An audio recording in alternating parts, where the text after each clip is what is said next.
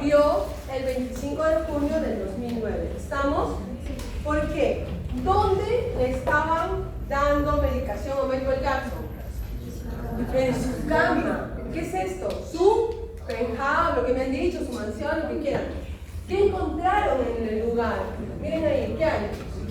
Oxígeno, ¿qué más ven? Máscara, ¿qué más ven? Los que ya han pasado conmigo en la rotación ahorita en el centro de simulación, ¿qué es eso? El ventilador manual, ¿no es cierto? ¿Quiénes ya han estado conmigo? Ay, que se esconde. No te escondas, listo, dime. ¿Para qué servía el ventilador manual? Ya, si no nos quedamos hasta las 6. Para ventilar. Y así tú tienes el ventilador manual. Tus pulmones. O sea, escuchen a sus compañeros. Él tiene su ventilador manual, sus pulmones. ¿Qué más ven acá? Sobre la cama, ¿qué está? No, sobre la cama, miren bien, ¿qué es eso? Su pulsoxímetro. Ustedes, todos ahorita, ¿tienen o no pulsoxímetro? Sí, toditito, ¿no? ¿Cuáles son?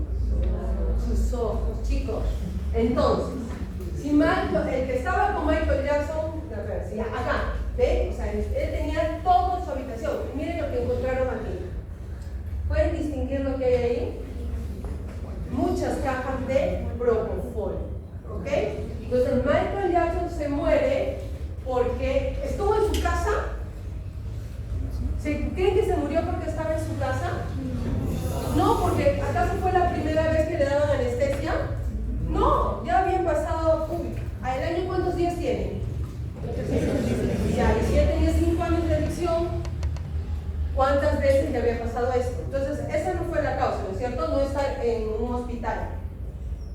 ¿Él tenía oxígeno? ¿Tenía un manual, un ventilador? ¿Tenía un pulsoxímetro? ¿Pudo salvarse? Los que ya han pasado conmigo en la práctica, ¿pudo salvarse? Sí, ¿es cierto? Michael Jackson tenía la droga que me han hablado. ¿De cuál hemos hablado? Del propofol. Pero algo le faltaba a Michael Jackson ahí. ¿Qué creen? ¿Qué faltaba? Un anestesiólogo.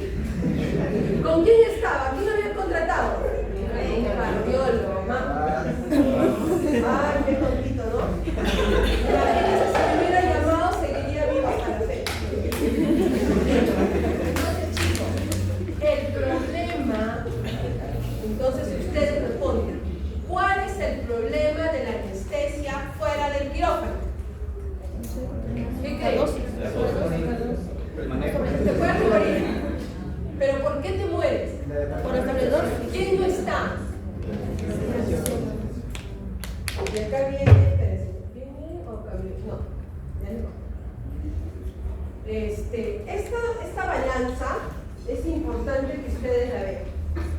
Cuando hablamos nosotros de anestesia fuera del quirófano, realmente todo se resume en una palabra: riesgos. En la clase de anestesia preoperatoria que hicieron con el doctor Cruz, él les habló por mí mucho de lo que eran riesgos. No sé si les llegó a mencionar, y por eso se habla del riesgo anestesiológico, ¿no es cierto? Riesgo es la probabilidad que te pase algo, ¿no?, que te va a hacer daño. Entonces, para que el riesgo esté en la mitad de la balanza, los factores del paciente y las decisiones del cirujano tienen que estar equilibradas.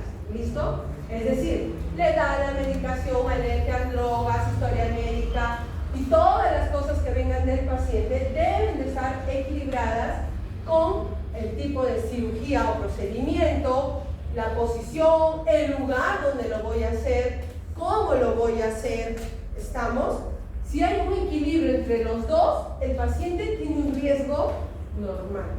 Pero si los factores del paciente son muy pocos y el cirujano lo ve, por ejemplo, dice, no, le voy a tomar una tomografía, ya, perfecto. ¿Hay algún problema con la tomografía? Sí, no es cierto. Ustedes, algunos han hecho tomografía, van a la tomografía y lo meten, pasan sale, ¿sí o no? Pero ¿qué pasa si esa persona es nerviosa o es un niño que tú le dices no te muevas y el niño se va a mover porque es un niño, como ustedes, ¿no? Porque no se muevan. Y siguen en ese plan. Igualito, lo metemos al tomógrafo y queremos que no se mueva. Entonces viene la enfermera y le pone anestesia. Y sale azul, ¿no es cierto? Entonces, supuestamente la decisión de él, porque había un médico ahí, el radiólogo también es un médico, que tomó la mala decisión de que la sedación, ¿la de quién? La enfermera. Tomaste mal tu decisión porque el paciente era uno de ustedes que no tenía ningún riesgo, no tenía por qué salir azul, o sea, muerto, tenía que salir vivito como entró el tomógrafo, ¿sí o no? Pero ¿qué pasó? Tomaron una mala decisión, ¿no? Y en otros casos, voy a hacer igual la tomografía a mi paciente, pero es un paciente que entra boqueando. ¿Por qué? Porque estaba mal, había tenido un ACV y nadie se dio cuenta y lo meten al tomógrafo, no le dan sedación, pero lo meten igual al tomógrafo. Y dentro del tomógrafo, el radiólogo solamente con el tecnólogo disparan y no se dan cuenta que también cambió de color porque la respiración varió y cuando el sódium también sale azulito. Entonces, ese paciente tenía muchas comorbilidades, el procedimiento no era un riesgo, pero no hubo quien lo cuide, quien lo monitorice, que fue lo que ustedes dijeron. Entonces, todo esto hace que la decisión que se tome va a poner o no en riesgo a nuestro paciente. ¿Ok? Ahora, por eso, ¿qué vamos a revisar ahora? Sedación, farmacología técnica e indicaciones. ¿Listo?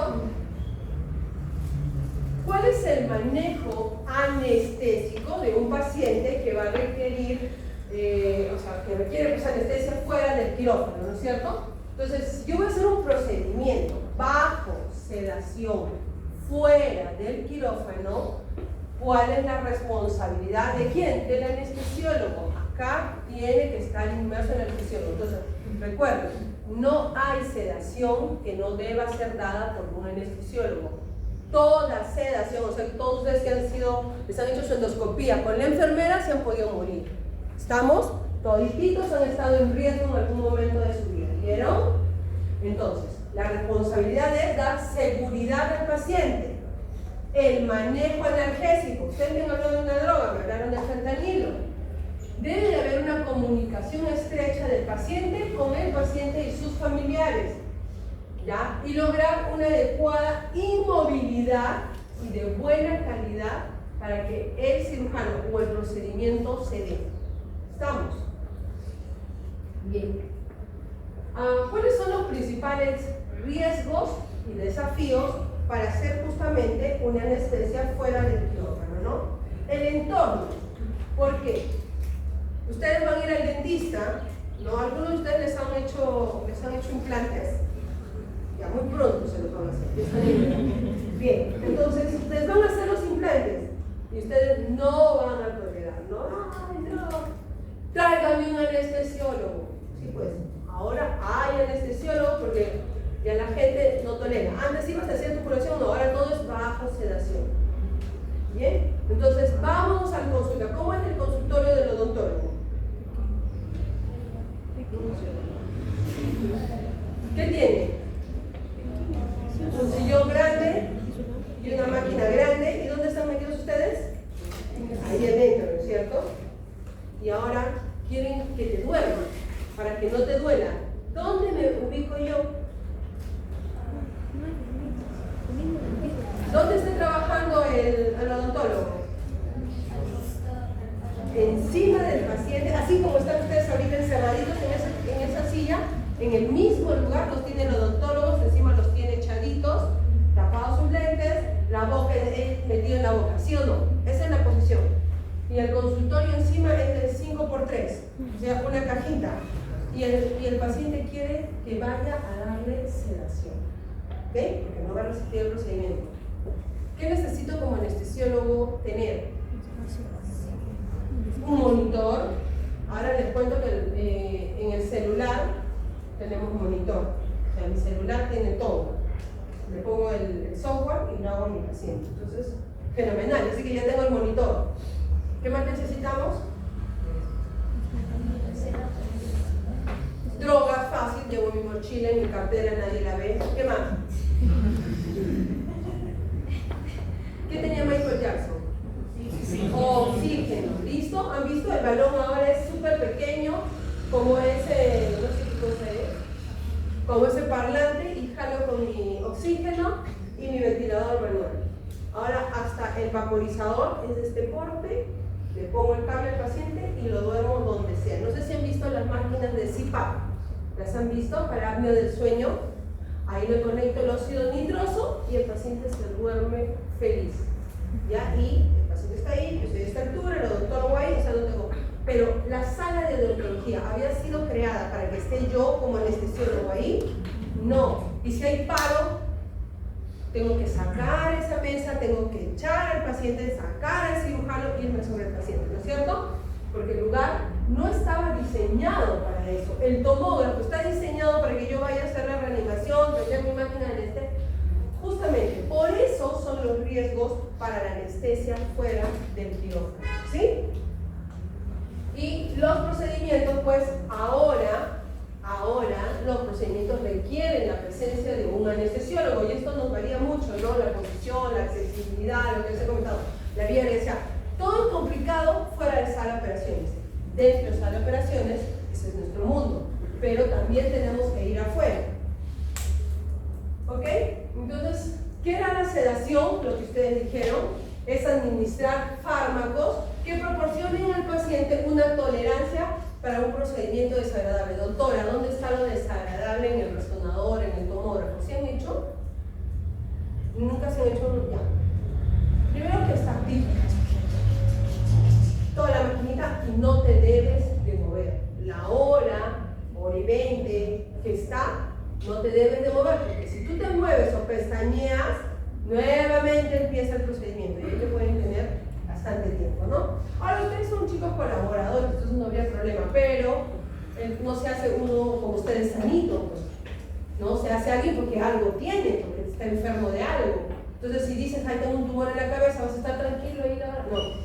Entonces el paciente necesita mejorar su ansiedad, la incomodidad, el dolor o la disminución de su nivel de conciencia. ¿Listo? Para todo eso nos necesitan a nosotros. Esto es sedación. Y según la Sociedad Americana de Anestesiología, toda sedación, ¿ok?, debe de ser evaluada y medida. ¿Y por medio de qué? De 4 parámetros o 4 funciones, que es lo que ya hemos visto también. ¿Cuáles son? Respuesta a estímulos, lo que es en la vía aérea, la ventilación espontánea y la función cardiovascular. Los niveles de sedación que ustedes me comentaron son los siguientes. De acá van a venir las 10 preguntas. Es decir, solo de este cuadro me voy a encargar de hacer todas las preguntas, ¿ya? Y se complementa con las otras 14 diapositivas. Ok, entonces, vamos a decir, si yo doy una sedación mínima, es decir, solo quiero bajarle el nivel de ansiedad a mi paciente, el paciente tiene que estar como ustedes, despierto, atento, ¿ok? No. ¿Quién se deja hacer un procedimiento así despierto como ustedes? Entonces tiene que estar relajado, o sea, está relajado, medio dormido, como cuando ustedes empiezan a agarrar el sueñito, pero si yo te paso la voz, hola, se despierta, ¿ok? Él respira solo, ¿ya? No necesita nada, o sea, no necesita el tubo de Guedel para respirar, no necesita de nada, y su función, su presión, su frecuencia, todo está normal, es como que estuviera dormido. ¿Para qué procedimiento se hace? Varios procedimientos, podemos hacerlo con una sedación mínima, realmente depende del paciente. Entonces no existe la fórmula mágica, como les digo, al cirujano cuando dice, pero ¿y cómo lo haces? No existe la fórmula mágica, solamente la brujería del anestesiólogo, ¿ok? No mentira. Entonces chicos, la sedación mínima, hay pacientes que con una sedación mínima toleran procedimientos, no todos. Así como hay pacientes que van a necesitar ya una sedación moderada, donde ya yo tengo que usar términos de analgesia, porque debe haber algún estímulo doloroso. Entonces, si va a haber un estímulo doloroso y ya yo tengo que incrementar otro fármaco para mejorar esta sedación, donde ya comienza el paciente, ya no solo va a tener, o sea, se va a despertar cuando yo le llame por su nombre, sino va a necesitar que de repente el cirujano lo esté hincando, jalando o haciendo algo, debe haber un estímulo doloroso. La vía aérea todavía no requiere intervención, es decir, el paciente ponga la cabeza para donde la ponga, va a respirar adecuadamente. La ventilación va a ser adecuada, es decir, es como en la noche, ustedes están durmiendo y nadie vigila que ustedes dejen de respirar, ¿no es cierto? Pero están respirando, no es como cuando están de día, que sí sé que están despiertos porque respiran, pero en la noche, quién sabe si están despiertos o se han muerto, ¿no es cierto?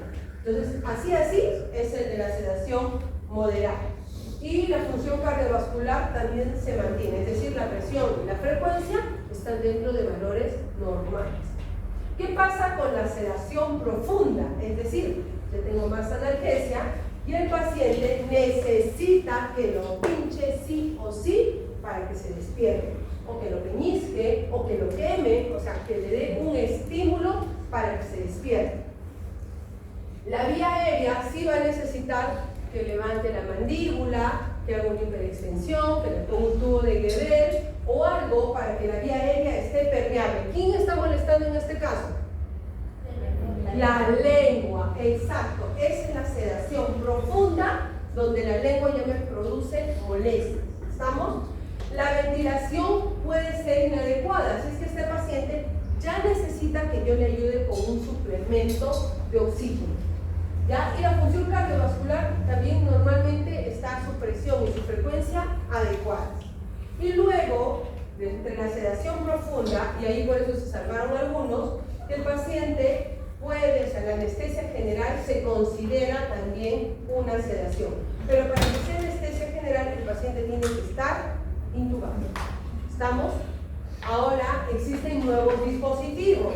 Así es que la intubación va quedando de lado y usamos lo que les enseñamos a colocar en el laboratorio, que es la máscara larínea. Entonces nosotros manejamos la anestesia general, por lo general, en sedación con máscara larínea. Acá el paciente le peñisques o le hagas lo que hagas, no responde, porque está en un plano anestésico. Sí necesitamos controlar la vía respiratoria. Y por lo general, como ya está bajo efectos de anestésicos, la presión arterial y la frecuencia cardíaca disminuyen. ¿Cómo yo sé que el paciente está en las condiciones que a mí me interesan? Vamos a volver al anterior, porque si no, luego va a decir, la otra no me explicó y me va a jalar. A ver, no entendí ninguna pregunta, vamos a decir. Ya. Por ejemplo, Michael Jackson se encontraba con una ampolla de propofol, ¿no? ¿Qué tipo de sedación le dieron? Y estaba con una máscara de oxígeno y su presión arterial estaba en 5,4. A ver, ¿quiénes dicen general? ¿Quiénes dicen sedación profunda? Ya solo se van a haber aprobado ese punto. Es decir, recuerden, si yo uso máscara laringea o intubación general, como les dije, los dispositivos, la cánula binasal, la máscara con reservorio, la máscara sin reservorio, no, todo eso es sedación profunda. ¿Estamos? Si yo ya pongo en algún lugar fentanilo, ya no puede ser mínimo. Cada vez que hablemos de opioides, ya es de moderada hacia abajo. ¿Estamos? Entonces, así más o menos va a ser. ¿Estamos? ¿Entendieron? Bien. Ya eso le vamos a complementar con cómo sé que el paciente está dormido o no. Existen diferentes escalas. Hay residentes que vienen y me dicen, ¿cómo está el paciente? Doctora, tiene un RAS 3. Viene el otro, no, me dice, doctora, tiene un RAS 4. El otro dice, mentira, doctora, ninguno sabe. Ese paciente está con el Richter de 2. ¿Ok? Entonces, cada uno dice lo que que quiere, así como ustedes, ¿no? Cada uno también responde a veces lo que quiere, se le ocurre, como hicimos al inicio. Entonces, es indiferente que yo sepa qué escala tiene el paciente. Y sería muy mala decirles en el examen, paciente con escala de más en 0, ¿no? ¿Qué nivel de sedación tiene? Porque no se van a aprender pues, todo esto. Así que solo les voy a preguntar del Ramsay, ¿ya? Si no saben Ramsay, ahí sí van a tener problemas. Entonces, lo mínimo de todas las escalas, existen más escalas. La que quiero que recuerden es la del Ramsay. ¿Por qué? Porque es el más amigable. Un Ramsay 1 es un paciente que cuando se les dice les voy a tomar el examen, saquen las hojas. En este momento, todos ustedes comienzan a hacer taquicardia, que no digo que voy a tomar el examen. Muy bien, se ponen ansiosos, se ponen agitados porque se les iba a tomar el examen, ¿cierto? Bien, ese es el Ramsay 1. En el Ramsay 2 es un paciente al cual ya tú le has administrado algún fármaco y ya está más tranquilo, es colaborador, pero no está dormido. El paciente ya está tranquilo y te deja, te pone su brazo y se entrega, ¿no? Pero una cosa, y eso es algo que quiero que recuerden, el paciente que llega con mucho dolor para la sedación es, por ejemplo, también el niño que llega llorando, agitado, ese es el Ramsay 1, ¿ya? Entonces recuerden, ¿no? El que llega, ese es el 1. El 2 es el que ya te ayuda, estira el bracito para que haga lo que quieras. Luego viene el Ramsay 3, que es el paciente dormido, ¿ya? Pero tú le hablas y te hace caso. El 4 es está dormido, pero necesita que lo fastidies para que se despierte. El 5 también está dormido, pero ahí sí hay debes de pincharlo. Dolor. ¿Estamos? Y el 6 es así lo quemes, no se despierta. ¿Estamos? Para que se acuerden, ¿no? Porque de ahí viene todo el juego para el examen. Bien. Algo que ustedes mismos lo dijeron, parte de la sedación, o sea, saber realmente qué ganas sabiendo que te pasaste, que tú querías una sedación solo de ansiolisis y el paciente te hizo una sedación profunda, ¿no es cierto? Y doctora, si lo necesitas, no es y doctora, porque acá lo que nos interesa es saber cómo está el paciente. ¿Entiende? No todos necesitan lo mismo. Hay pacientes que tienen que ser intubados para la tomografía. Mira, hay pacientes que solo requieren midazolam en tabletita. ¿Okay? Entonces, no es el procedimiento, sino el paciente. Y la Sociedad Americana de Anestesia te habla de 2 estándares para monitorizar. El primero es la monitorización para sedación, la tiene que ser un anestesiólogo. ¿Ok? Y este anestesiólogo tiene que estar calificado. No voy a mandar al R1, al tomógrafo. Pobre mi R1, vuelve más asustado que el mismo paciente. ¿Ok? Y el segundo estándar es lo que siempre les dice el doctor Cruz, ¿no? Que al paciente se le evalúa la oxigenación, la ventilación, la circulación y la temperatura. O sea, todo paciente que vaya a hacerse cualquier procedimiento fuera de la sala de operaciones, tenemos que monitorizar estas 4 cosas. La oxigenación con el oxímetro. La ventilación, ¿con qué? ¿Qué saben? ¿Con qué se monitoriza la ventilación? No es el pulsoxímetro. El capnógrafo, perfecto. Me permite ver la cantidad de CO2 que yo elimino y cómo lo estoy eliminando. Luego hacemos la circulación, que es con la presión arterial y la frecuencia cardíaca, y la temperatura del paciente. Recuerden, si congelamos mucho a un paciente, no como en la sala de tomografía de resonancia es helada. Cuando entran al paciente a la electrotripsia, también la sala es helada, son salas chupetes. Entonces, en esta sala pingüinito se baja la temperatura del paciente, y si tú le pones una dosis de anestesia, vamos a decir que yo le pongo 100 miligramos de propofol en mi quirófano y se queda dormido. Pero si yo la llevo a la sala congelada y le pongo los mismos 100 miligramos, se duerme y no hay manera de despertarlo. ¿Por qué? Porque la temperatura ha bajado. Solo bajarle medio grado de temperatura hace que el medicamento no es que se congele en sus venas, sino que el metabolismo es más lento. Entonces el medicamento se queda ahí paseando por más tiempo en el paciente y la sedación se profundiza. Por eso es muy importante saber la temperatura de nuestro paciente. Hasta ahí, ¿alguna duda que ya vamos a terminar? ¿Seguros? ¿Podría volver a repetir la diferencia entre sedación profunda y general? El paciente con anestesia general, ¿qué tiene que tener? Intubación. Pero si les dije, si no uso el tubo endotraqueal, ¿qué puedo usar? La máscara de la boca. Entonces, la diferencia de la sedación profunda y la anestesia general es que en la anestesia general el médico comanda la ventilación del paciente. Necesitas una máquina de anestesia o estar todo el tiempo con el ventilador manual. Mientras que en la sedación profunda el paciente sigue respirando. Estamos espontáneamente. Esa es la diferencia. ¿Alguna otra pregunta? Pregunten ahora o yo pregunto. Seguimos. Bueno, lo mismo. Cuando hacemos la monitorización, tengo que ver el nivel de conciencia. Y ahí puedes usar la escala que tú desees. ¿Para qué? Para que sepas dónde está tu paciente, ¿no? Si está en sedación leve, moderada, profunda o bajo anestesia general. Me interesa en la monitorización ver la ventilación y oxigenación de mi paciente. Normalmente, ¿cuánto respiramos? Excepto él. ¿Cuánto respiran normalmente? Su frecuencia respiratoria, que ya estaba dormido. ¿Cuánto están ustedes?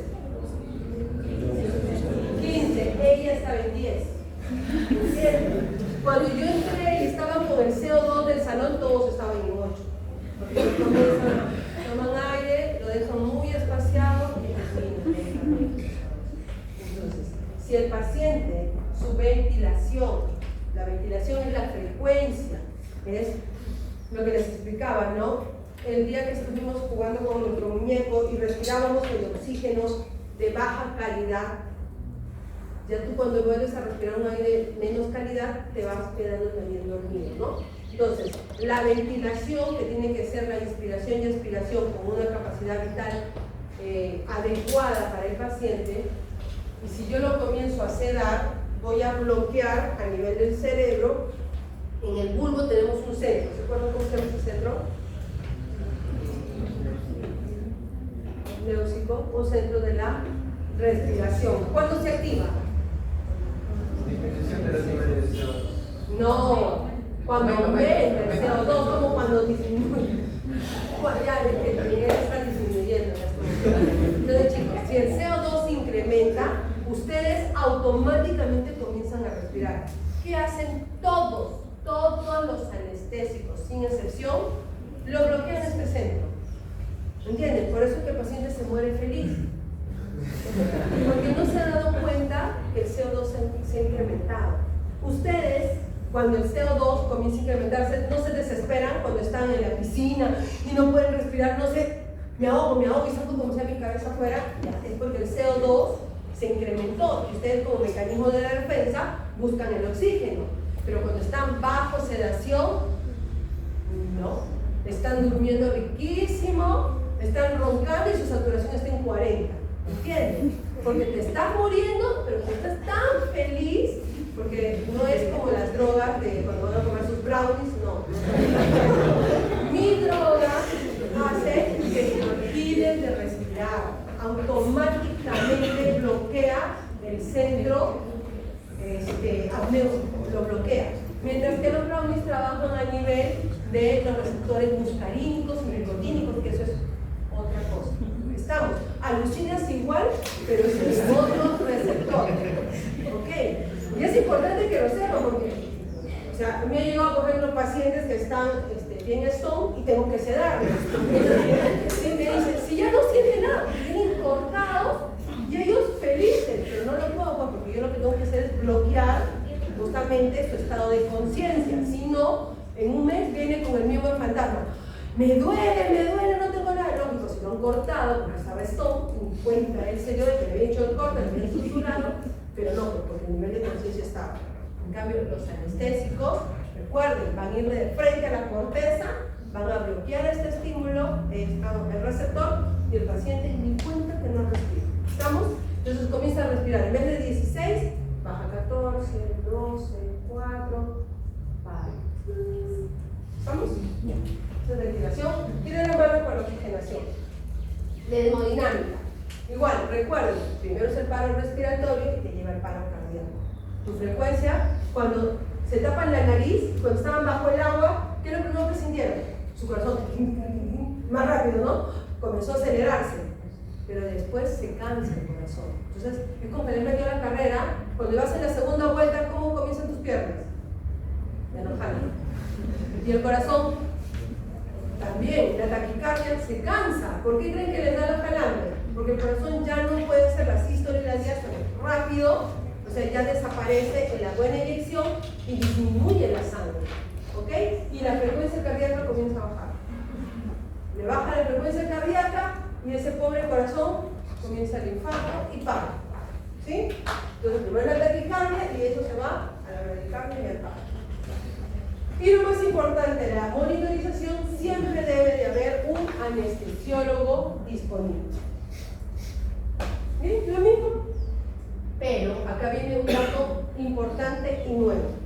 Cada vez que se administra sedación, donde sea, debe el paciente luego tener una evaluación post-sedación. Es decir, yo le puse a ella su propofol, ya le sacaron el diente, terminó todo, le digo a la dentista, ahí te la dejo, ya está bien, adiós, me voy. A los 15 minutos me llaman, la paciente está azul. Sí, pues está azul. Porque no esperé que se metabolice el medicamento y no hice mi monitorización post-anestésica. Porque el paciente debe de volver a sus mismos parámetros hemodinámicos que cuando estuvo despierto. Su conciencia tiene que ser alerta, tiene que estar consciente. La respiración tiene que estar como al inicio. No le debe de doler, imagínense ya, la dejo despierta, pero gritando porque le duele la muela, ¿no? Tampoco. Tiene que haber una adecuada analgesia y el paciente tiene que caminar bien, no debe de estar como borrachito yéndose de un lado para el otro. Tiene que caminar ecuánimemente. ¿Hasta ahí dudas? Chicos, ¿dudas, preguntas? Sigamos. Entonces, toda sedación, toda, sin excepción, el paciente debe de ir a una unidad de recuperación post-anestésica. Ay, no hay plata, que el biodontólogo con el que yo trabajo no tiene. No, pues, si tú vas a dar sedación, tienes que asegurarte que ese paciente pase a otro lugar posterior al procedimiento para que tú lo evalúes. ¿Ustedes han ido a hacerse endoscopía o han acompañado a alguien a hacerse la endoscopía? ¿Ninguno? ¿Nadie se ha visto? ¿Cómo están los pacientitos afuera del lugar de endoscopía? Sentados. ¿Cómo están sentados? ¿No? Dormiditos, nos dejan sentados a todos. ¿Alguien los cuida? No les cuento cuánto tiempo muerto de eso. ¿Entienden? Porque los dejan, los sueltan, los sientan a los pobres y el anestésico no se metaboliza en 10 minutos. ¿No? Y más aún lo que usan las enfermeras, porque no usan ni revertor ni nada. El paciente puede hacer 3, 4, 5 horas ahí sentado durmiendo. ¿Estamos? Entonces, ¿eso es correcto? Mira, ya lo aprendieron, ¿eh? Espero que ninguno de ustedes salga en 3 años y luego me vayan a hacer estas travesuras. Muy bien. Entonces, ¿por qué tiene que existir esta unidad? Porque, ¿qué eventos hay? Respiratorio. Ese realmente la complicación más catastrófica de dar una anestesia fuera del quirófano es los eventos respiratorios. Hace un tiempo, en una clínica muy renombrada de acá de Lima, el tomógrafo estaba en el piso 2, ¿listo? Y el anestesiólogo fue con todo para dar la sedación al niño de 8 años. Empezó el procedimiento, lo puso al niño, le puso la vía, le puso el oxígeno, el niño entró a la camilla. Hay medicamentos, y eso es algo donde les hablo de las vidas medias del medicamento. Tienes que conocer todo eso. Entonces dijeron, no, solamente va a entrar y salir, porque quiero ver un corte. Bien. Entra el niño, no tolera, lo saca. Dice, démelo un minuto más. Mal. El anestesiólogo pone más dosis anestésicas y el niño de la fase de sedación superficial pasó, ni siquiera la profunda. Ese niño pasó a la anestesia general. Ingresó al tomógrafo y vieron que no se movían los pulmones, lo sacan al niño y para la mala suerte el niño había tomado desayuno. Comienza a vomitar. ¿Listo? Con todo el coche de paro que había ahí, no pudieron hacer nada, estando el anestesiólogo en su cabeza. Trataron de intubarlo, no pudieron intubar a ese niño. Mientras que baja del segundo al primer piso, a la sala, pasaron 7 minutos. El niño lo pueden ir a visitar en la UCI, sigue de sedentario. ¿Ok? Entonces, estando el anestesiólogo ahí, ¿qué no pudo hacer? Intubar a ese niño. Entonces, la mayoría, y eso sí, por eso cuando les hablo de los 5 minutos, yo cuando hacemos la clase de RCP, ¿ya? Y lo peor que te pasa es que el paciente te vomite, porque ahí te complicó ya todo. Si el paciente no vomita, puedes hacer algo, porque vas a estar oxigenando. Pero si el paciente te vomita, eso te bloquea automáticamente. ¿Entienden? Entonces, no existe, chicos, sedación chiquita. No existe, vas a entrar a hacerte la endoscopía, no que te duerma la enfermera. La colonoscopía, 5 minutos, no existe sedación chiquita. ¿Por qué? Porque ese niño ha podido ser familiar de ustedes. Entonces, un caso, un solo paciente, amerita que exista y tener todas las condiciones para salvarlo. ¿Entienden? Ninguno de ustedes sería feliz de que yo hoy día les haya contado este caso, porque hay una familia detrás de ese niño y ellos siguen actualmente. Y esos son, no es uno, son N de casos, ¿no? Solo Michael Jackson el tiene, imagínense, ya no tenemos buena música, ¿ven? Bien. Y ya casi para terminar, como sé que le digo al paciente, ahora sí pueden irse tranquilo a su casa. ¿Por qué? Porque veo mi escala de Aldrete, ¿no es cierto? Entonces hago mi checklist antes de dar de alta a mi paciente. Veo que se movilice espontáneamente. Me interesa saber que respire bien, que su presión esté adecuada. No le voy a mandar de alta con un 7.4, ¿no? Tengo que usarlo bien, un 10, un 11 con lo que llegó. Y si el paciente llegó con 15, no lo voy a mandar con 11 ni con 9. Lo tengo que mandar con 15 o con 14. ¿Por qué? Porque eso es su basal. El paciente va a estar así. Si yo lo mando en 11, va a caminar y se te va a desplomar en algún lugar. ¿Estamos? Recuerda, si el paciente entra con 15, mándalo con 15 o con 14. Los residentes, doctora, ya está en 9. Digo, ya se le está yendo al paro, le digo al residente. Pues, o sea, él feliz. Doctora, ya la presión ya está en 9, ya llegué a la presión. Pues, ¿con cuánto llegó? Con 16. Tu paciente ya está yéndose al paro. Entonces, tenemos que saber cómo lo recibo para saber cómo lo dejo ir a mi paciente. ¿Estamos? Otra cosa. Eso también le pasa mucho a los médicos nuevos. Le pongo el oxígeno, satura 100%. Doctora, ya está saturando 100, ¿le puedo mandar a su casa? Sácale el oxígeno. 87, 88. ¿no? Y él lo quería mandar a su casa al paciente porque ya saturaba 100%. ¿Ok? Tiene que saturar 100% sin oxígeno e incluso dormido. O sea, está dormidito y tiene que tener una saturación adecuada. ¿Cuánto es la saturación? Más del 94%, no 100%, chicos. Más del 94%. Que el paciente se pueda vestir, que no tenga dolor, que camine, incluso que pueda comer, ¿no? Que el paciente tenga una buena deglución y que haya hecho la pipí. Es importante que el paciente miccione, eso cierra todo tu círculo. Ustedes no son solo corazón, sangre, oxígeno, sino todo se complementa cuando hacen la pipí. Si ustedes no hacen la pipí, están secos. ¿Qué significa eso? Que tu riñón no está funcionando, que algo hice mal. Entonces, todo el ciclo es con la pipí, no con la popó. El paciente tiene que hacer pipí. Recuerden, pregunta de examen. No voy a hacerles la clase de fármaco porque ustedes han tenido un año de farmacología, ¿no es cierto? Donde han aprendido lo que es la farmacocinética y la farmacodinámica. ¿Cuánto han hecho el fármaco ustedes? 4 meses. Yo hice fármaco 1, fármaco 2, hasta fármaco 3. Y cuando hice anestesia, he hecho hasta la fecha, tengo que seguir estudiando. Si no me acuerdo dónde funciona cada medicamento, es un problema. Bien, ¿qué quiero que se lleven de esta clase? Va a ser bien difícil, lo que no pidieron 4 meses, que eso lo pongo en 4 minutos. O sea, imposible, ¿sí o no? Hay que ser honestos todos.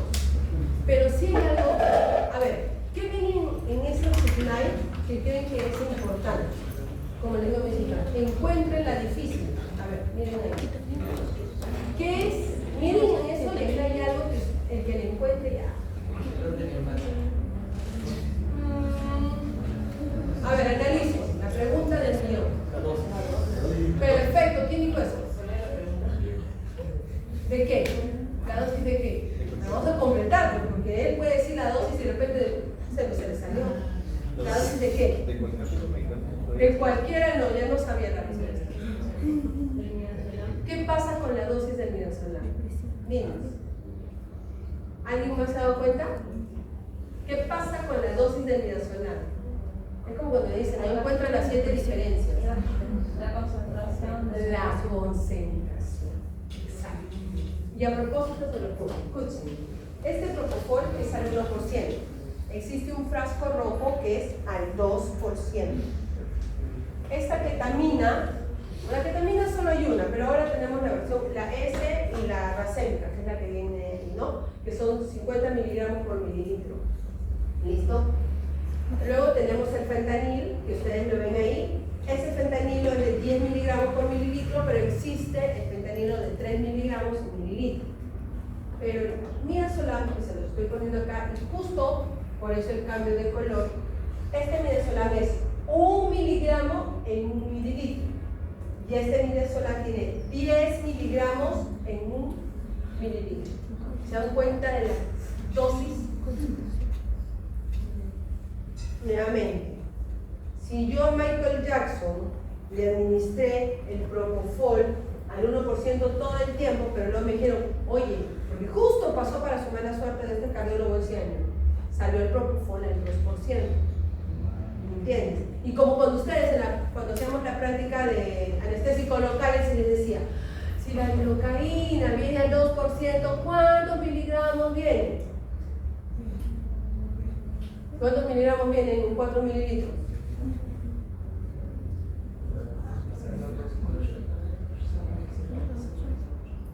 ¿Ya ven? Ninguno responde.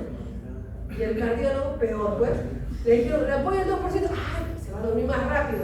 Y le puso lo mismo, en vez de poner los 10 al 1, le puso 10 al 2. ¿Qué significa? Es el doble. ¿Qué le hizo Michael? Paro. ¿Y se le murió? ¿Ya? Se le murió porque usó el 2 en el 1. Y por eso se murió Michael Jackson. Se las cuento. De primicia, ustedes no las sabían ya. Se acaba de contar el chisme completo. Ok, entonces eso pasa cuando tú das anestesia. No solo fuera el quirófano, pero eso te puede pasar en cualquier lugar. Pero por eso es importante la importancia de la farmacología cuando tú administras tus medicamentos. ¿Estamos? Entonces, sí, el doctor quería que les hable de fentanilo. Le dije, ni siquiera van a recordar nada. No, pero sí es importante que recuerden que todos los medicamentos tienen una dosis y una concentración. Y si ustedes confunden uno por otro, ¿qué vamos a ver? ¿Qué hemos hecho con la balanza del riesgo del paciente y del lugar? Lo hemos puesto a favor ¿de quién? Del riesgo, no del paciente. Por eso, que el midazolam, que es una benzodiazepina, que tiene una vida media, no, su vida media del midazolam es dosis dependiente, chicos, ¿ah? Es dosis dependiente, pero algo sí, El midazolam, ¿tiene o no revertor? ¿Cómo se llama? Si tú administras una droga, tienes que saber cómo se soluciona la droga. Es lo que yo les pregunto a las enfermeras, ¿no? Doctora, le voy a poner un cachito de midazolam, así, ¿y con qué lo solucionas? Llamando al anestesiólogo, ¿no? Sí, porque todos los anestesiólogos no. Midazolam, su revertor, flumazenil. ¡Ay, sí! Todos los pacientes. Opioides. Del fentanilo, sulfentanilo, remifentanilo. No, mentira, del remi no. El único que no tiene revertor es el remifentanilo. ¿Por qué? Pregunta capciosa. No se acuerdan, porque ni siquiera se acuerdan de la vía media. El remifentanilo tiene su metabolismo plasmático. Es uno de los medicamentos, un medicamento de todos, en quimio, en fármacos que tienen, uno de los medicamentos más nobles porque su metabolismo es plasmático. Es decir, ingresa y se va. O sea, se da el círculo y desaparece. Entonces, uno deja de consumir remifentanilo, se acabó el medicamento y el paciente se despierta sin ninguna complicación. Mientras que los demás hilos, el fentanilo, la morfina y todos los que tienen opioides, sí se van a acumular. Necesitan un revertor. ¿Cuál es el revertor? ¿Cómo? La naloxona, ¿no es cierto? Para todos los opioides. La ketamina, que es la famosa droga violadora que le llaman, que la puedes transformar. O sea, este medicamento es líquido, ustedes lo ven en líquido, pero lo puedes deshidratar y lo puedes utilizar en muchas formas. La ketamina se absorbe muy bien por la glucosa, entonces tú le puedes poner en un vaso y el paciente lo va a ingerir y se va a absorber muy bien por la mucosa oral. ¿Ok? Entonces, esa es una de sus cosas entre malas, porque la absorción es muy alta y el paciente va a comenzar a hacer mucha taquicardia. Entonces, ¿es dosis dependiente? Sí. Entonces, si uso muy poquito de ketamina, una dosis muy diluida, voy a lograr un nivel muy alto de analgesia y de seguridad para mi paciente, porque voy a poder hacer muchos procedimientos y el paciente va a estar en ese estado de sedación que hemos conversado, con un poquito de opioide, ¿no? En la sedación, no en la ansiolisis, sino en la sedación leve. Con la ketamina, a una dosis adecuada, te va muy bien, es un excelente analgésico. Y de ahí, hay muchos estudios, les invito a leerlos, si alguna vez quieren, sobre drogas y sedación. Entonces se hicieron, si entran a la web, van a encontrar sedación, propofol, fentanilo, sedación, propofol, ketamina, sedación, propofol, midazolam, sedación, y todos. Y el gold estándar actualmente es el propofol, ¿no? El próximo año va a salir un nuevo medicamento que lo vi cuando estuve en el Congreso de Brasil. Es un medicamento que está en fase 3, ya va a salir al mercado en un año más, que es la combinación de dos fármacos, que avecina ser lo máximo, pero mientras tanto, lo máximo sigue siendo el propofol. ¿Por qué? Por su farmacocinética y farmacodinámica, ¿no? Su vida media de 10 minutos, su periodo de latencia de 1 minuto, dosis dependiente, su metabolismo es a los 15 minutos, su nivel de reacción o dentro de lo que es reacción adversa a medicamento es muy baja, la toxicidad se da después de una semana de administrarlo en forma continua, es decir, es un fármaco muy noble, ¿sí? Entonces, si en el examen les pregunto, ¿cuál es la mejor droga para dar sedación? No. La respuesta no es propofol, es lo que necesite el paciente. ¿Entienden? Todo jalado. Porque tú vas a mezclar lo que el paciente necesita.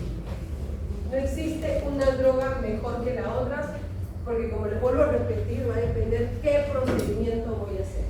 Pero sí, por lo menos conozco los medicamentos y por ahí va a haber algo de droga, pero ya saben, solo en base a la primera examen. Y ya casi para terminar, sería cuáles son las indicaciones de la sedación. Tú que se está investigando toda la clase, o sea, yo he hecho la clase acá y he tenido la clase en simultáneo con Harvard.